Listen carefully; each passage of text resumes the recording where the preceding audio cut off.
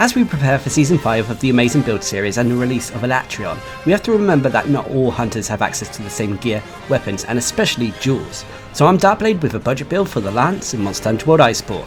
Now the main purpose of a budget build is to provide a build for newer hunters who do not have access to a large jewel collection. Thus, the builds featured in these videos make use of a lot of alpha armor pieces and should allow newer players to farm more jewels for their collection. With the Lance, I've made a balanced build utilising defensive options as it arguably has the best defense in the game, combined with offensive elements allowing you to take on any monster out there. So for this build you'll need the Golden Headdress Beta, the Rex Royal Male Alpha, the Uragan Vambraces Alpha, Uragan Coil Alpha and the Golden Hakama Alpha.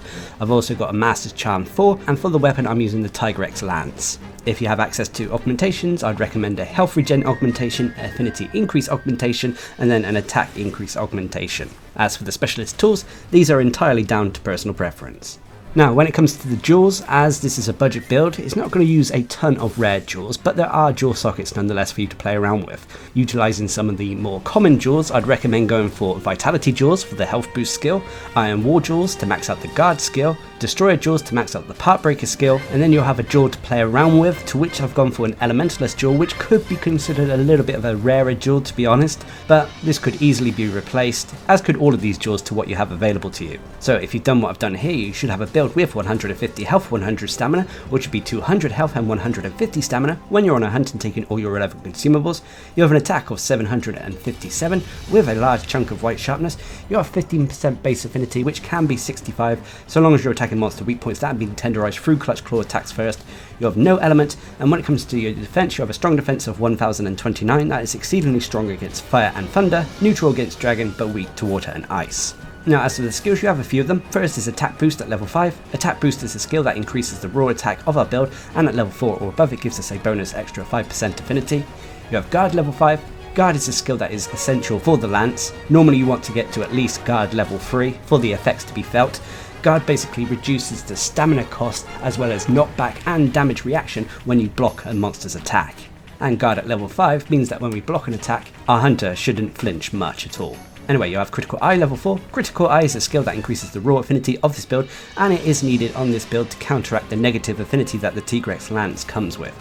You also have Health Boost level 3. Health Boost is a skill that allows our health to get to that maximum of 200. You have Weakness Exploit level 3. Weakness Exploit is a skill that increases our affinity, so long as we're attacking monster weak points.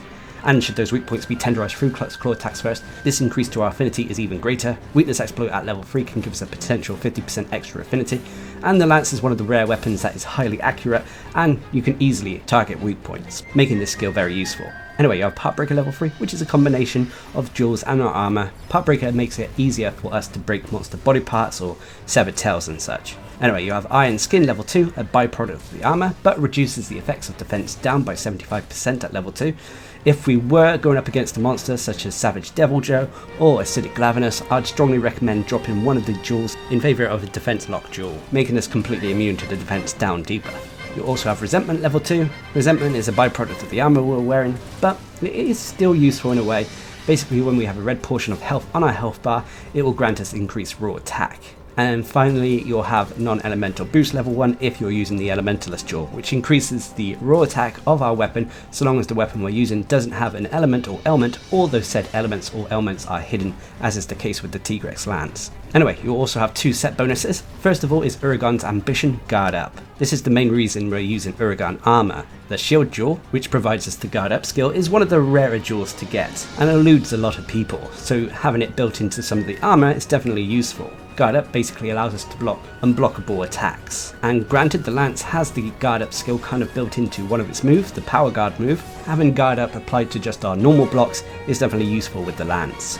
And then finally for the set bonuses, you'll also have Rajang's Rage, Mind's Eye, preventing our weapon from bouncing off a monster's hide. Very useful for when we dip down to blue, sharpness or below. But there we have it, that is the budget Lance build I'd recommend.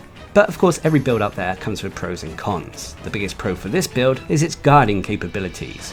Combining guard at level 5 combined with guard up gives us a very strong defense, able to block pretty much any attack in the game. On top of that, this build does have some DPS options thanks to having Attack Boost, Critical Eye, Weakness Exploit and Part Breaker, allowing it to deal a moderate amount of damage.